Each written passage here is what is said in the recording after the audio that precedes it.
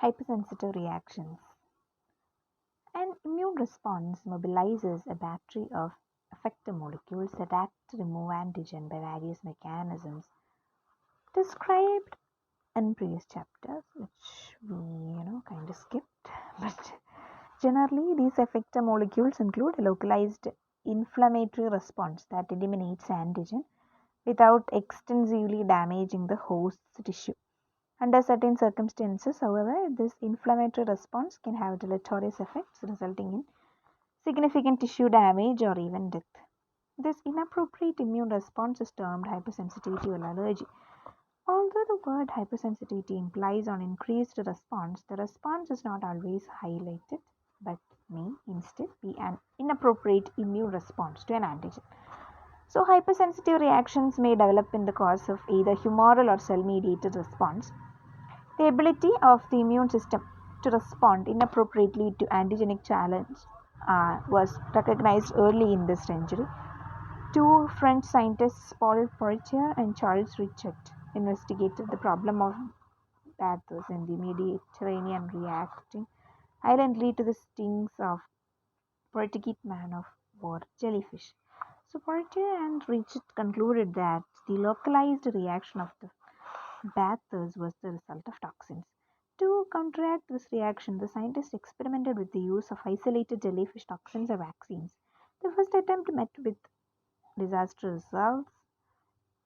They injected dogs with the purified toxins, followed later by a booster of toxins. Instead of reacting to the booster by producing antibodies against the toxins, the dogs immediately reacted with vomiting, diarrhea, asphyxia, and on some instances, death. Clearly, this was an instance when the animals overreacted to the antigen. So, Poirier and Richard coined the term anaphylaxis, loosely translated from Greek to mean the opposite of prophylaxis to describe this overreaction. So, Richard was subsequently awarded the Nobel Prize in Physiology or Medicine in 1913 for his work on anaphylaxis.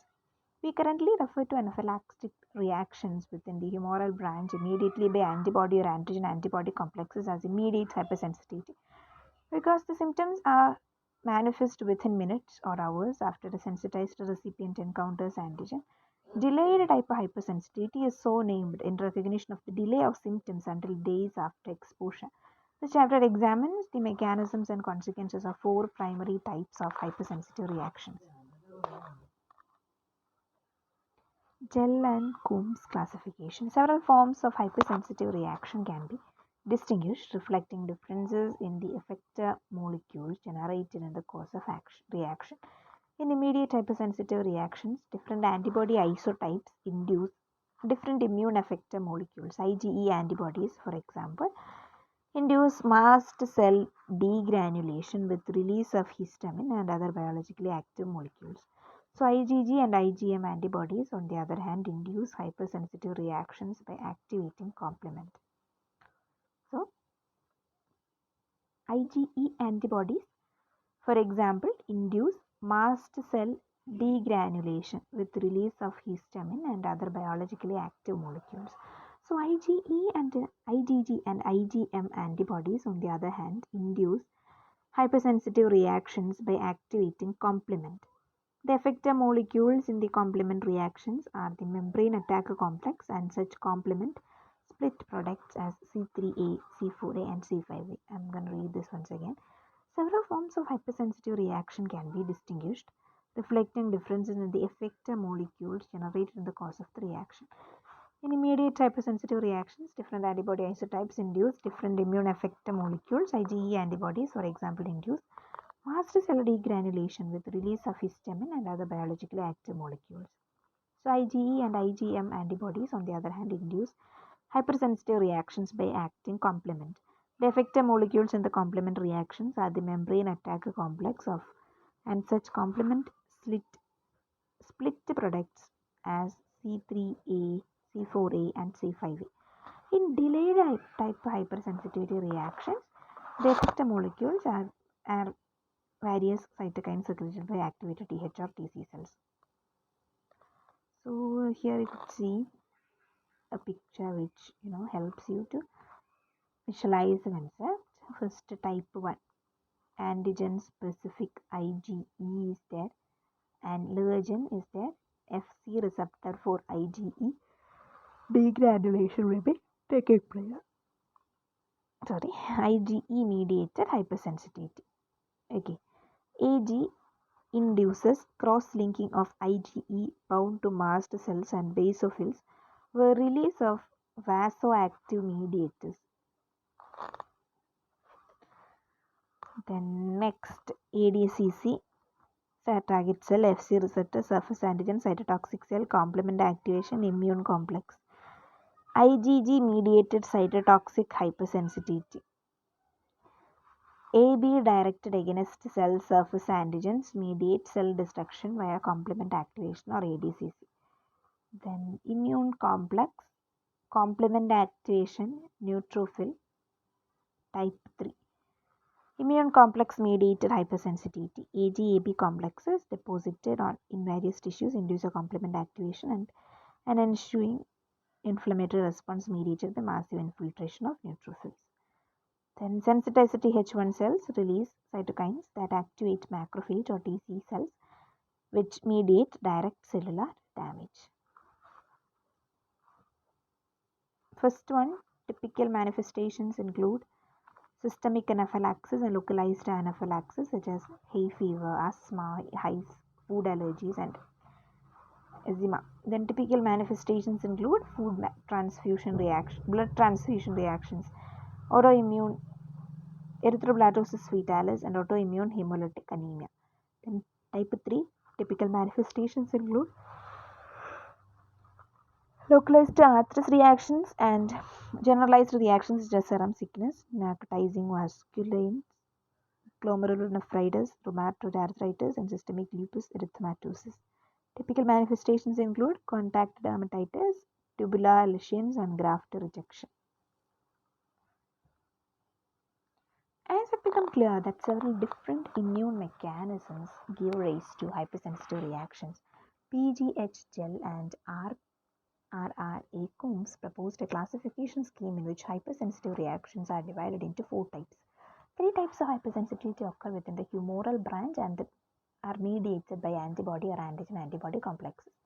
So IgE mediated type 1, antibody mediated type 2, and immune complex mediated type 3. The 4th type of hypersensitivity depends on reactions within the cell-mediated branch and is termed delayed type hypersensitivity or DTH type 4. Each type involves distinct mechanisms, cells, and mediator molecules. This classification scheme has served an important function in identifying the mechanistic differences among various hypersensitive reactions, but it is important to point out that secondary effects blur the boundaries between the 4 categories. First, we will be explaining shortly IgE-mediated type 1 hypersensitivity. A type 1 hypersensitive reaction is induced by certain types of antigens referred to as allergens and has all the hallmarks of a normal humoral response. That is, an allergen induces a humoral antibody response by the same mechanisms as described for soluble antigens, resulting in the generation of antibody-secreting plasma cells and memory cells. What distinguishes a type 1 hypersensitive response from a normal humoral response is that the plasma cell secrete IgE. This class of antibody binds with high affinity to Fc receptors on the surface of tissue, mast cells, and blood basophils. So mast cells and basophils coated by IgE are said to be sensitized. A later exposure to same allergen cross-links the membrane-bound IgE on sterilized sensitized mast cells and basophils, causing degranulation of these cells. The pharmacologically active mediators released from the granules act on the surrounding tissues. The principal effects, vasodilation and smooth muscle contraction, may be either systemic or localized depending on the extent of mediator release. There are several components of type 1 reactions. Allergens. The majority of humans mount significant IgE response only as a defense against parasitic infections. After an individual has been exposed to a parasite, serum IgE levels increases and remain high until the parasite is successfully cleared from the body. Some persons, however, may have abnormality called atrophy, a hereditary predisposition to the development of immediate hypersensitivity reactions against common environmental antigens. The IgE regulatory defects suffered by atopic individuals allow non-parasitic antigens to stimulate inappropriate IgE production, leading to tissue damaging type 1 hypersensitivity. The term allergen refers specifically to non-parasitic antigens capable of stimulating type 1 hypersensitivity response in allergic individuals. So, the abnormal IgE response of atopic individuals is at least partly genetic. It often runs in families. Atopic individuals have abnormally high levels of circulating IgE and also more than normal numbers of circulating eosinophils. So, these individuals are more susceptible to allergies such as hay fever, asthma, and asthma. The genetic propensity to atrophic response has been mapped to several candidate loci. One locus on chromosome 5q is linked to a region that encodes a variety of cytokines, including IL-3, IL-4, IL-5, IL-9, and IL-13, and GM-CSF. A second locus, a chromosome on 11q, is linked to a region that encodes the beta chain of the high-affinity IgE receptor. It is known that inherited atrophy is multigenic and that other loci probably also are involved. So indeed, as information from the Human Genome Project is analyzed, other candidate genes may be revealed. So here we could see allergen as binding. So B cell is there, CD4, IL4, TH cell, memory cell, plasma cell, Fc receptor for IgE, allergen specific IgE, sensitized mast cell, allergen, degranulation, smooth muscle cells, small blood vessel, mucus blood platelets, sensory nerve endings, and basophils. So this was a general mechanism underlying a type 1 hypersensitivity reaction. Exposure to an allergen activates B cell to form IgE secreted plasma cells. The secreted IgE molecule binds to Ig specific Fc receptors on mast cells and blood basophils. Many molecules of IgE with various specificities can bind to the IgFc receptor. Second, exposure to the allergens lead to cross-linking of the bound IgE, triggering the release of pharmacologically active mediators, vasoactive amines from mast cells and basophils. The mediators cause smooth muscle contraction, increase vascular permeability, and vasodilation. Then allergens and small proteins or protein-bound substances having a molecular weight between 15,000 and 40,000. Attempts to identify some common chemical property of these allergens have failed. It appears that allergenicity is a consequence of a complex series of interactions involving not only the allergen but also the dose, the sensitizing route, sometimes an adjuvant, and the most important are noted above the genetic constitution of the recipient. So, genetic antibody IgE.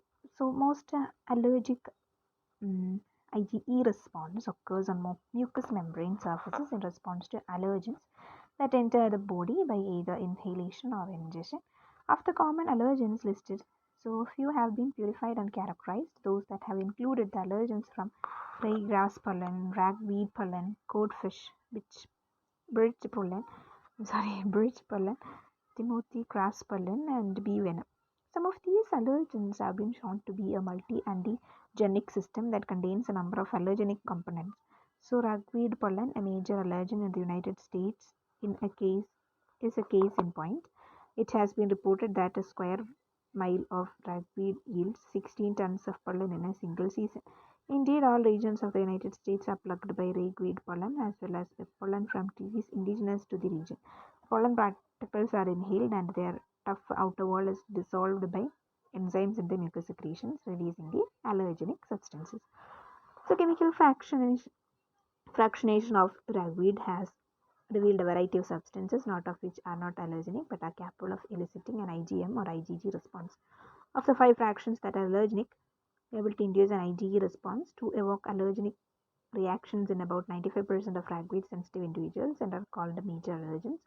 These are designated the E and K fractions. The other trees called the R3, RA3, RA4 and RA5 are minor allergens that induce an allergic response in only 20% to 30% of sensitive subjects. So why are some pollen ragweed highly allergenic, whereas others equally abundant pollens are rarely allergenic? No single physiochemical property seems to distinguish the highly allergenic E and K fractions of ragweed from the less allergenic Ra3, Ra4, and Ra5 fractions, and from the non-allergenic reaction fractions. Other allergens as a group appear to possesses diverse properties. Some allergens, including foreign serum and egg albumin, are potent antigens. Others, such as plant pollens, and are weak antigens. Although most allergens are small proteins or protein-bound substances having a molecular weight between 15,000 and 14,000. Attempts to classify, identify, and some common chemical property of these antigens have failed. It appears that antigenicity is a consequence of a complex series of interactions involving not only the allergen but also the dose, the sensitized route, sometimes an adjuvant, and most importantly, and about the genetic contribution of the recipient. Then, reagenic antibody. As described, the existence of a human serum factor that reacts with allergens have first demonstrated by K. Frenitz and H. Kritzner in 1921. The local beat and flare response that occurs when an allergen is injected into a sensitized individual is called the PK reaction because the serum components responsible for the PK reaction displays a specificity for allergen. They were assumed to be antibodies, but the nature of these PK antibodies or reagents are not demonstrated for many years. So experiments conducted by K and T Ishihara in the mid-1960s showed that the biological activity of reagenic antibody in a P to K test could be neutralized by radit antiserum against whole atopic human sera, but not by radit antiserum specific for human immunoglobulin classes known at that time. So IgA, IgG, IgM, and IgD. In addition, when rabbits were immunized with sera from ragweed sensitive individuals, the rabbit antiserum could inhibit or neutralize a positive ragweed PK test even after precipitation of the rabbit antibody specific for the human IgG, IgA, IgM, and IgD, so isotypes. The Shihaks called this new isotype IgE in reference to the E antigen of ragweed that they used to characterize it. So serum IgE levels in normal individuals fall within the range of 0.1 to 0.4 mg per ml. Even in most severely allergic individuals rarely have IgE levels greater than 1 mg per ml. These low levels made physiochemical studies of IgE difficult. It was not until the discovery of an IgE myeloma by S.T.O. Johnson and H. Benesch in 1967 that extensive biochemical analysis of IgE could be undertaken. So IgE was found to be composed of two heavy chains and two light chains with a combined molecular weight of 1,90,000. The higher molecular weight as compared with IgG is due to the presence of an additional constant region domain. This additional domain contributes to an altered conformation of the Fc portion of the molecule that enables it to bind to glycoprotein receptors on the surface of basophils and mast cells. Although the half-life of IgE in the serum is only 2 to 3 days, once IgE has been found to its receptor on mast cells and basophils, it is stable that state for a number of weeks. Mast cells and basophils. The cells that bind IgE were identified by incubating human leukocyte and tissue cells with either 125I labeled IgE myeloma protein or IG 1251 labeled ANDE. In both cases, autoradiography revealed that the labeled probe bound with high affinity to blood basophils and tissue mast cells. So basophils are granulocytes that circulate in the blood of most vertebrates. In humans, they account for 0.5% to 1% of the circulating white blood cells. They are granulated cytoplasm stains with basic dyes, hence the name basophil. Electron microscopy reveals a multi-lobed nucleus, few mitochondria, numerous glycogen granules, and electron-dense bound granules scattered throughout the cytoplasm that contain pharmacologically active mediators. So mast cell precursors are bound in bone marrow during hematopoiesis and are carried to all vascularized peripheral tissue where they differentiate into mature cells. So mast cells are found throughout connective tissue, particularly near blood and lymphatic vessels. Some tissues incubating the skin and mucous membrane surface of the respiratory and gastrointestinal tracts contain high concentrations of mast cells. Skins, for example, contain 10,000 mast cells per mm cube.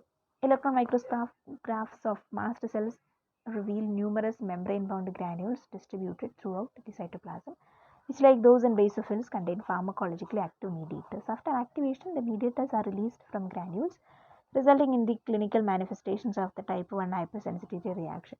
So, mast cell populations in different anatomic sites differ significantly in the types and amounts of allergic mediators they contain and in their sensitivity to activating stimuli and cytokines. So, mast cells also secrete a large variety of cytokines that affect a broad spectrum of physiologic, immunologic, and pathologic process. IgE binding Fc receptors. The reagenic activity of IgE depends on its ability to bind to a receptor specific for the Fc receptor of the gamma ceviche.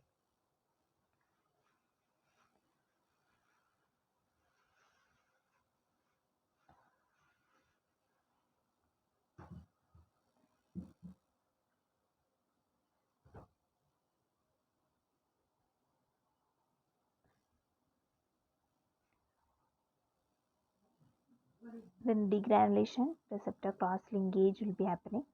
Intracellular events also regulate mast cell degranulation. Then some sort of several pharmacogenic agents mediate type 1 reactions. Histamine, leukotrienes, and prostaglandins. Then cytokines. Type 1 reactions can be systematic or localized. Systematic anaphylaxis will be there. Localized anaphylaxis or atopy, allergic rhinitis, food allergies, asthma, and atopic dermatitis. Then late phase reactions are localized inflammatory reactions like that. Okay. Then type responses are regulated by many factors. Some factors will be there.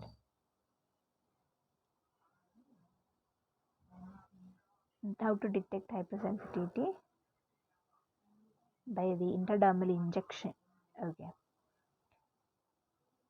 Can be controlled medically. This can be controlled medically with the supply of some medicines, and we will be explaining about asthma later. Then next, type 2, which will be dealt with the help of next video. Thank you for listening. And yeah, I will definitely gonna once again do the whole type 1 reading once again because I need to complete some portions. Thank you.